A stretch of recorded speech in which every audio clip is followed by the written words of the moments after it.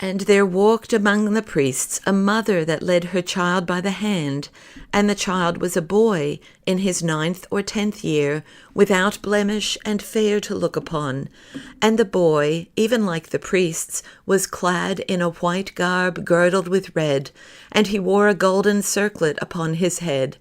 And the boy wept and was loath to go, as knowing that he was destined for the sacrifice. And the woman spoke gently to the child, and would win it with sweetmeats.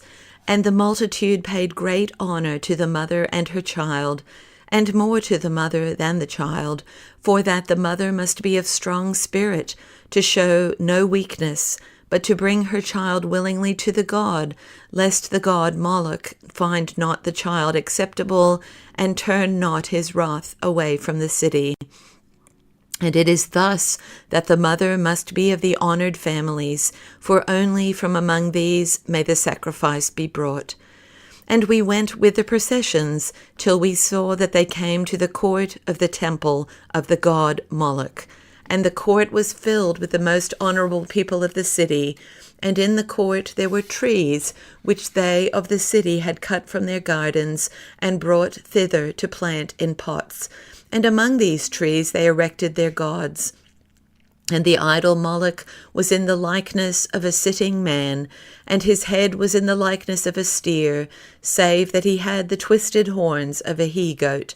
And on either side of him there stood 2 he-goats, and his hands were held forward and turned up, that he might receive the sacrifice. And all of him was poured of iron mixed with copper, and he was hollow within, like unto an oven. And by him they had placed their other idol, to wit, Melkart, which meaneth Melech Kiriot, or the king of the city. And he was in the likeness of a man, in the fell of a lion. His face too was in the likeness of a lion, with a curled beard, and upon his head he had horns like unto a he-goat, and in his hands he held a kid rent in twain, this being the sign of his strength. And on the further side of their god Bel stood the image of their goddess Ashtaroth, in the likeness of a naked female. And she pressed a dove to her bosom, this being the sign of her fruitfulness. And after their god Moloch, she was the most beloved among them. And about Ashtaroth were gathered the sacred men and women, those that we had seen in the processions in the city. And there stood other idols there, which the priests drew forth from the temples, and brought forth on the day of the great festival of Moloch. And about each god stood his priests and priestesses. And when the mother came with her son, surrounded by priests, into the court, then rose the high priest, who was the elder of their city, and approached the god Moloch, and offered up prayer to him. And with a torch he lit the heap of wood, which was heaped up in the hollow belly of the idol.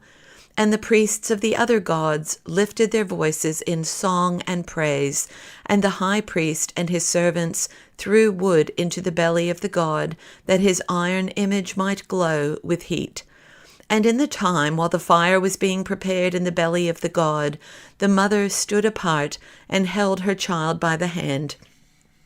And she looked upon the fire that was to receive her child, and there was no change upon her countenance, neither was there any groaning from her lips, neither were there any tears in her eyes, but she comforted the child and calmed it with sweetmeats. For the child wept and would have fled, but the priests that encircled the place would not let him, and the mother held him fast. And we know not if the mother did this out of love for her God, or out of cruelty of heart. Then, when the iron body of the idol had grown red with the heat of the fire, the high priest approached mother and child, and he lifted the child in his 2 strong arms and showed him to the people. And a great cry burst out from the people, so that the boy was affrighted, and ceased to weep, and knew no more what was happening with him. And the boy stretched out his hands to his mother to seek her protection. But the mother, standing off from the child, still made as to quieten and comfort him, pointing with eye and finger at the high priest. And the high priest took the child, and carried it to the blazing idol, and placed it upon the fiery arms.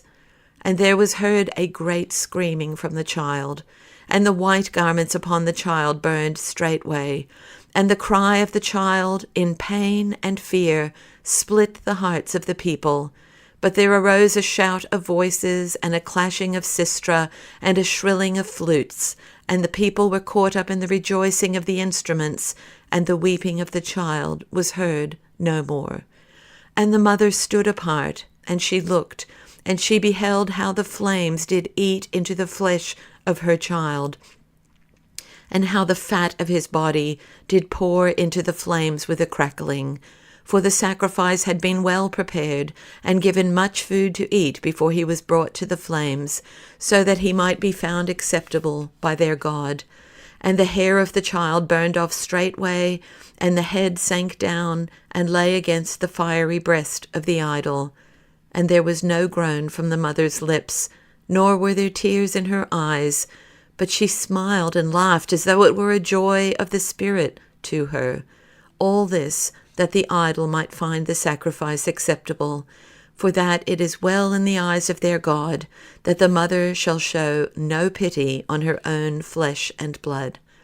And Simon Bar-Jonah, who stood with the rabbi by the entrance to the temple court, lifted up his voice and said, Now let the children of Israel behold and learn from these idolaters to serve the one living God.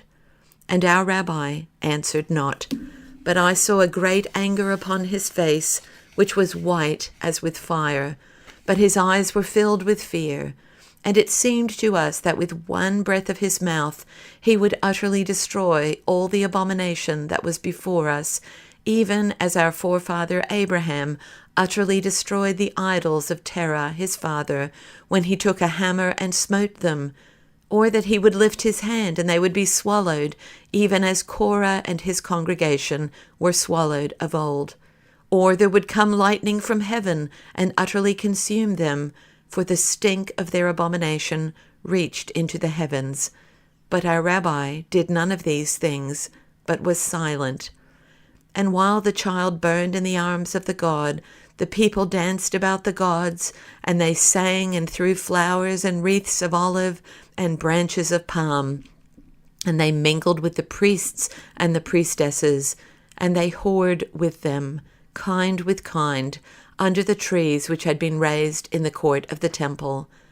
But our rabbi spoke no word, and his mouth was locked, and he was swallowed up in meditation. But the show of his countenance bore witness to that which was in his heart. And he made his farewells to the man that had brought us thither, though it was a late hour in the day. But the rabbi desired no more to enter under any roof in this city, nor eat within its walls. And he made a sign to us that we leave the city in great haste, and shake the dust of it from off our sandals. And a Canaanite woman that had been in the throng about the idols, now the Canaanites are slaves among the Zidonians, withdrew therefrom, and as we hastened from the place, followed after us.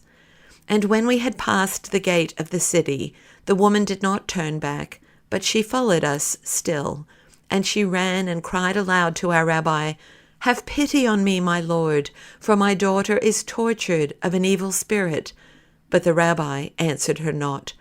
But still the woman pursued us, and she stretched out her hands to our rabbi, and ceased not from crying, My Lord, thou son of David. And we wondered greatly at this thing, that she knew our rabbi, and that she called him son of David. And we asked in our hearts if it had happened with her as with Balaam's ass, which had perceived with its eyes the angel of the Lord. And the disciples said to the rabbi, Send her away, for she crieth after us. And some of them said, Help her, sanctify the God of Israel. And the rabbi answered, I have not been sent but to the lost children of Israel. And we justified the thing in our hearts. But the woman came before our rabbi, and bowed herself before him, and cried, Lord, help me. And our rabbi answered, It is not good to take bread from children, and cast it before young dogs. And he went on, And we justified this thing in our hearts, for that which we had seen in the city had embittered our hearts against the Gentiles and made them as dogs in our eyes.